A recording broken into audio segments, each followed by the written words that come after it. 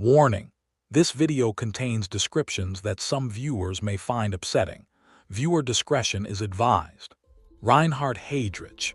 Even within the Reich's own leadership, he was seen as the most dangerous man in Europe. Born in Halle, Germany in 1904, Heydrich came from a bourgeois musical family.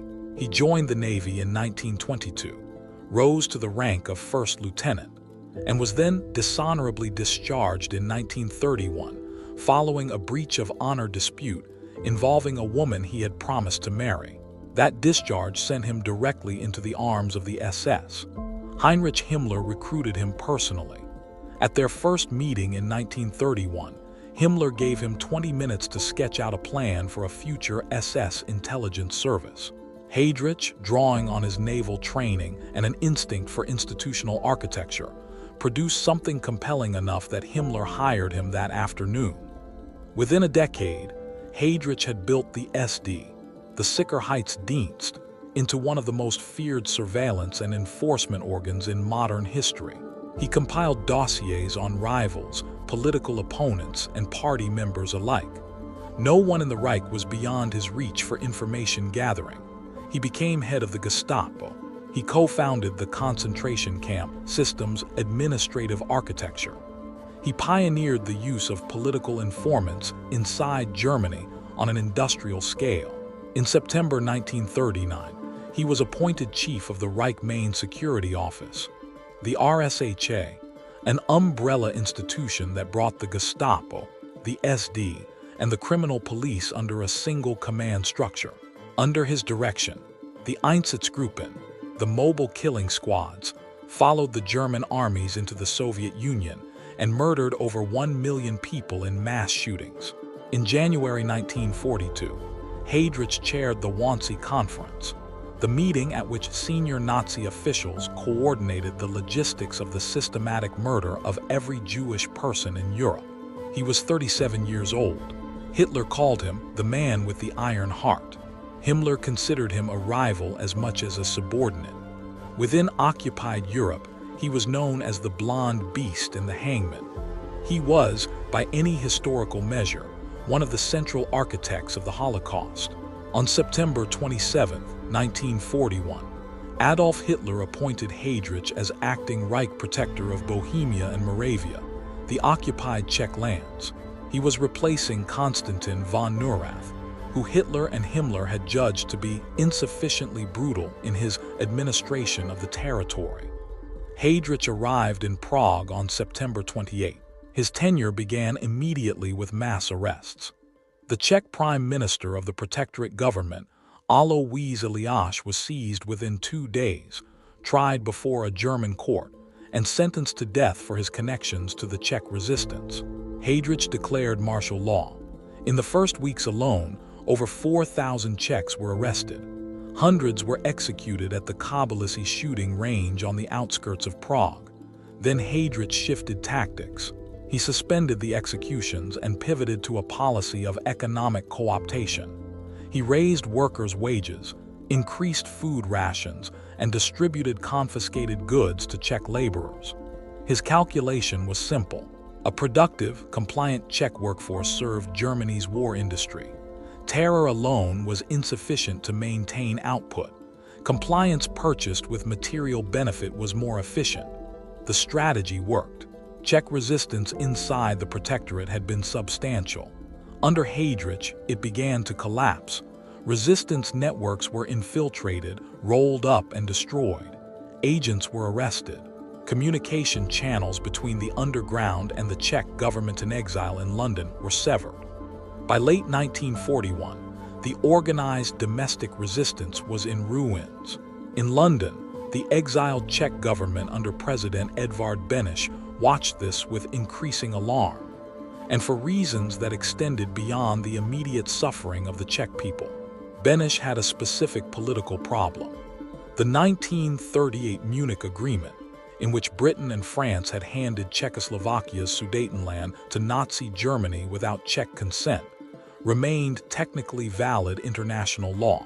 Beneš needed Britain and France to repudiate it formally, so that the pre-war borders of Czechoslovakia would be recognized as legitimate when the war ended. Without that, there was no guarantee that a liberated Czechoslovakia would regain its territory. The Czech government in exile was composed of men who had fled their country. They had no army on the ground. They had no territory. Their claim to represent Czechoslovakia depended entirely on being perceived by the Allies as a legitimate fighting force, not merely a collection of refugees. A high-profile act of resistance, something dramatic enough to prove that Czechoslovakia was still fighting, was seen by Beneš as politically essential. In October 1941, František Moravist, the head of Czech military intelligence in exile, approached the British Special Operations Executive with a proposal. The SOE, established by Churchill to coordinate sabotage and subversion in occupied Europe, listened to what Moravist had to say. The proposal was to assassinate Reinhard Heydrich. The British agreed to support the operation. The codename assigned was Anthropoid, a word taken from zoology, meaning having the form of a human. From among the 2,000 Czechoslovak soldiers then serving with the exiled army in Britain, Moravist personally selected the candidates. The criteria were demanding. The men needed to be physically exceptional, psychologically stable, and capable of operating entirely alone in occupied territory for months without support. 2 men were chosen as the primary operatives. Jozef Gabčík was Slovak, born in 1912, a former blacksmith who had enlisted in the Czech army in 1932 and escaped to Britain via Poland and France after the German occupation. Jan Kubiš was Czech, born in 1913, the son of a shoemaker, a soldier who had also made his way through Poland and France to Britain. Both men were decorated. Both were experienced. Both understood without ambiguity what the mission required and what the odds of survival were.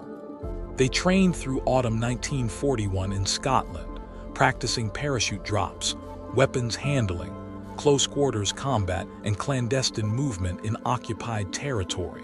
They were trained in unarmed combat, counter-surveillance, the art of maintaining cover identities under pressure, and the construction and use of improvised devices. The SOE training regimen was designed to produce operatives capable of functioning without any external support structure for indefinite periods. The men were also trained to expect capture and to use their cyanide capsules before allowing interrogation. Their equipment included a modified Sten submachine gun, pistols, and a specially modified anti-tank grenade adapted for the operation by SOE technicians. On the night of December 28, 1941, Gabčík and Kubiš boarded an RAF Halifax bomber from No. 100 and 38th Squadron at RAF Tangmere, alongside 7 other soldiers from 2 separate missions, Operation Silver A and Operation Silver B. The aircraft departed at 2200 hours. Navigation errors sent each group off course. The Anthropoid pair, intended to land near Pilsen, instead came down near Navizdy, east of Prague. They buried their parachutes and began moving. From Navizdy, they traveled to Pilsen to make initial contact with resistance cells, and then on to Prague. The city was the center of German power in the Protectorate, heavily garrisoned, saturated with Gestapo informants, and patrolled continuously. Operating their required false identity papers, trusted safe houses, and an exceptional ability to blend into daily civilian life. Every interaction with a German soldier or a Czech collaborator was a potential exposure. Every night spent in a new location was another calculated risk against the steady accumulation of suspicion. Several Czech families took catastrophic personal risk to shelter them. The penalty for harboring enemies of the Reich was death, and not just for the individual responsible. German policy applied collective punishment to entire households. Families who sheltered the paratroopers did so with full knowledge that they were risking not only their own lives, but those of every person connected to them. Among the most important was the Moravist family in Prague, no relation to the intelligence chief, who became central to the operation's survival network. The agents rotated between safe houses, maintaining minimal contact with each other to limit exposure if one location was compromised.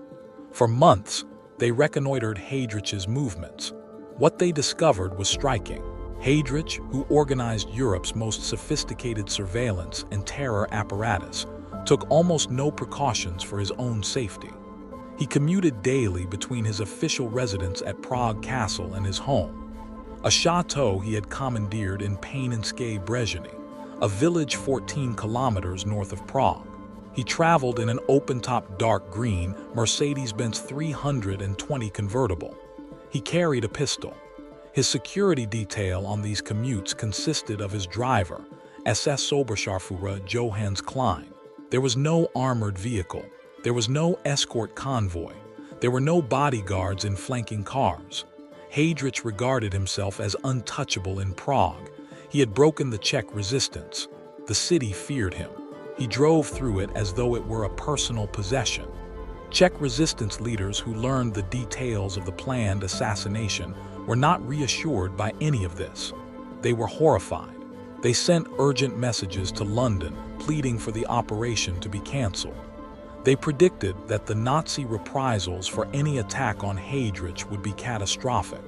London, however, did not cancel the operation. In early May 1942, a rumor spread through Prague's resistance circles that Heydrich was being reassigned. Reports indicated that he was being considered for a senior role in France, and that his departure from Prague was imminent. The assassins could not allow him to leave the protectorate. The urgency accelerated the planning. With assistance from 2 additional agents, First Lieutenant Adolf Opelka and Jozef Valchik, who served as lookouts, Gabčík and Kubiš identified their attack site. They chose a sharp hairpin bend on the road connecting Zenklava Street and V. Holševička Street in the Liban district of Prague. At that curve, Heydrich's driver would be forced to reduce speed dramatically, dropping from highway speed into second gear to navigate the turn. A tram stop on the corner provided cover for the operatives to loiter without attracting attention. The date selected was May 27, 1942. That morning, Heydrich departed Paninské Brežiny. At approximately 10:30 in the morning, the car began its approach to the hairpin bend. Valchik, positioned up the road, used a mirror to signal that the target vehicle was approaching. Gabčík stepped into the road as the Merced slowed into the curve. He pulled a Sten submachine gun from beneath his raincoat and leveled it at Heydrich. The weapon did not fire. The Sten had jammed. Gabčík stood in the road with a useless weapon directly in front of the slowing car. Heydrich saw him. In that moment, rather than ordering Klein to accelerate through the ambush, Heydrich commanded the driver to stop. He stood up in the open car and drew his pistol to engage the attacker directly. It was the decision that killed him. As Heydrich rose to fight, Kubiš moved from the pavement and threw the modified anti-tank grenade toward the right rear of the vehicle. The grenade detonated against the wheel arch. The explosion tore through the car's bodywork and sent metal fragments, glass, and horsehair from the upholstered rear seat through the air. Heydrich took the blast at close range. Shrapnel and material from the seat penetrated his back and left side. He staggered, then collapsed. Klein pursued Gabčík on foot. Gabčík shot him in the leg and escaped into the surrounding streets. Kubiš, whose face had been cut by grenade fragments, also fled. Heydrich, bleeding severely, attempted to pursue Kubiš for a short distance before his body gave out. He was found leaning against the car. A passing vehicle transported him to the Bulovka Hospital in Prague. Surgeons operated immediately. They removed his damaged spleen and attempted to stabilize the wound cavity. In the first days after surgery, Heydrich appeared to be recovering. He was conscious, communicative, and reportedly in relatively stable condition. He received visits from senior Nazi officials. His wife, Lena, traveled to Prague to be at his side. The German medical establishment dispatched Himmler's personal physician, Karl Gebhardt, to oversee his care. Gebhardt controversially chose not to administer sulfonamide antibiotics to treat the wounds. Sulfonamides were the era's primary defense against bacterial infection. Whether this was a medical judgment, a personal calculation, or something more deliberate was never definitively established. That decision later became a subject of examination at the Nuremberg doctors' trial, at which Gebhardt was convicted and sentenced to death. Infection set in. The horsehair and debris driven into Heydrich's body at the moment of detonation introduced bacteria into the wound cavity. His condition deteriorated rapidly over the following days. On June 4, 1942, Reinhard Heydrich died of septicemia. He was 38 years old. He was the highest-ranking Nazi official to be assassinated during the Second World War, and to this day remains the only senior Nazi leader killed in a coordinated, government-sanctioned targeted operation. Hitler ordered a state funeral. The ceremony in Berlin was attended by the senior leadership of the Third Reich. Hitler himself placed the German Order and Blood Order medals on Heydrich's coffin. Himmler delivered the eulogy. The Nazi response to the assassination was immediate, total, and savage. Hitler ordered an investigation and demanded reprisals. He initially favored executing 10,000 Czechs at random, but Himmler and other senior officials argued against it on the grounds that Czech industrial output was critical to the German war effort. Indiscriminate mass killing would destroy the productivity of a region that manufactured tanks, artillery, and munitions for the Wehrmacht. The number was scaled back. The targeting was made selective.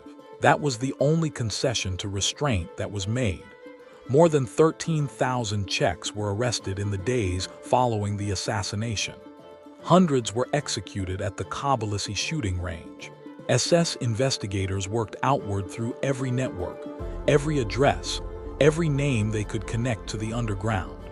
The Gestapo published photographs and descriptions of the assassins across the Protectorate. A reward of 1 million Reichsmarks was announced for information leading to their capture. The deadline for the public to hand over the men responsible was set at June 18, 1942. The assassins, meanwhile, had gone to ground. 7 paratroopers in total took refuge in the crypt and choir loft of the Cathedral of Saints Cyril and Methodius on Reslava Street in Prague. In addition to Gabčík and Kubiš, the group included Opalka, Jozef Valčík, Josef Bublik, Jan Hruby, and Jaroslav Svark. The cathedral's bishop and the local clergy knew what they were sheltering. They did so regardless. The Nazis offered a reward of 1 million Reichsmarks for information leading to the assassins. On June 16, 1942, 2 days before the deadline, the Nazis had publicly set for the assassins to be handed over. Karel Čerta walked into a Gestapo office in Prague and surrendered. Čerta was a member of a separate parachuted resistance group called Operation Outdistance. Unlike the other agents, he had not remained in Prague after the assassination. He had traveled back to his native South Bohemia. From there, he watched the reprisals unfold. Lidis was destroyed. The arrests continued. The deadline approached. His family and his home region were at risk. He later testified that he acted to prevent further deaths. Czech historical consensus has never accepted that framing. The fact that he accepted 1 million Reichsmarks for the information, assumed a German identity, and continued to work with the Gestapo for the remainder of the war placed his motivations beyond reasonable rehabilitation. He remains one of the most reviled figures in Czech national memory. He gave the Gestapo the addresses of the safe houses. He gave them names. Gestapo officers descended on the Moravist family home immediately. Marie Moravkova, who had sheltered the paratroopers, swallowed a cyanide capsule hidden in her ring rather than submit to interrogation. Her son, Otto Moravist, was not as fast. He was taken, under sustained interrogation, and the psychological pressure of being shown his mother's severed head preserved in a fish tank. He broke. He revealed that the men were hiding in the cathedral. Before dawn on June 18, 1942, approximately 750 SS troops and Gestapo officers surrounded the Cathedral of Saints Cyril and Methodius. The building was sealed. There was no exit. The 7 paratroopers were armed with pistols, a small number of hand grenades, and whatever ammunition they had been able to collect and hold in reserve. Against them stood several hundred heavily armed SS soldiers with machine guns, submachine guns, and grenades. They held for hours. 3 of the 7, Kubiš, Opalka, and Bublik, were positioned in the choir loft above the nave. The Germans stormed the main body of the church. The fighting in the upper section was sustained and violent. Opalka was shot during the exchange. Bublik died from his wounds. Kubiš, wounded severely by grenade fragments during the battle, died from those injuries shortly after. Gabčík, Hruby, Valchik, and Svark retreated into the cathedral crypt beneath the building. The entrance to the crypt was a ventilation window barely large enough to pass through, approximately 3 meters above the ground on the exterior wall of the cathedral. The Germans could not force an entry without taking catastrophic losses in the narrow space. They attempted to flood the crypt. Fire hoses were pushed through the ventilation windows, and water was pumped in at pressure. The men inside used their hands and whatever materials were available to block the openings and slow the flooding. It was not enough. When the water rose, when the ammunition ran out, when the grenades were gone, the 4 men in the crypt died, 3 by their own hand. 1, accounts suggest, by German fire in the final moments. The battle at the Cathedral of St. Cyril and Methodius lasted several hours. All 7 paratroopers were dead by the time it ended. None surrendered. The bishop and several members of the cathedral's clergy who had sheltered the men were arrested, tried, and executed. Intelligence, subsequently judged to be false, connected 2 villages to the assassination. The first was Lidice, a small mining community northwest of Prague. The claim that individuals from Lidice had links to the operation was not supported by credible evidence, but evidence was irrelevant to the decision already made. On June 10, 1942, SS troops encircled Lidice. The men and boys of the village above the age of 15 were separated from the women and children. A total of 173 men were shot against the walls and in the fields on the edge of the village. 184 women were transported to Ravensbrück concentration camp. 95 children were taken into custody. Of those children, 88 were deported while another 82 were subsequently killed in gas vans at the Chelmno extermination camp. A few were judged racially suitable and selected for Germanization and placed with German families. The buildings of Lidice were burned. The ruins were leveled. The roads leading to the site were closed. The village was erased, and it was not the only one. By the end of that summer, an estimated 5,000 Czechs had been killed in direct connection with the reprisals for Heydrich's assassination. Resistance networks that had survived Heydrich's earlier crackdowns were effectively destroyed. Karel Čerta was paid his 1 million Reichsmarks. He assumed a new identity under a German name. He collaborated with the Gestapo for the remainder of the war. He was arrested in Czechoslovakia in 1945. He was tried for treason and executed by hanging in Prague in 1947. The diplomatic outcome Beneš had sought was achieved. Britain formally renounced the Munich Agreement in the months following Heydrich's death. France followed. The legal basis for restoring Czechoslovakia's pre-war borders was established. Operation Anthropoid remains the only successful government-organized assassination of a top-ranking Nazi official in the Second World War. The only operation of its kind ever carried out. The bullet scars on the exterior walls of the Cathedral of St. Cyril are still visible. The ventilation window through which the SS pushed fire hoses into the crypt is still there. The National Memorial to the Heroes of the Heydrich Terror was established beneath the cathedral in 1995. The names of the men who died there are recorded and have not been forgotten. Subscribe to World War II, Steel and Power for more great stories from this monumental era.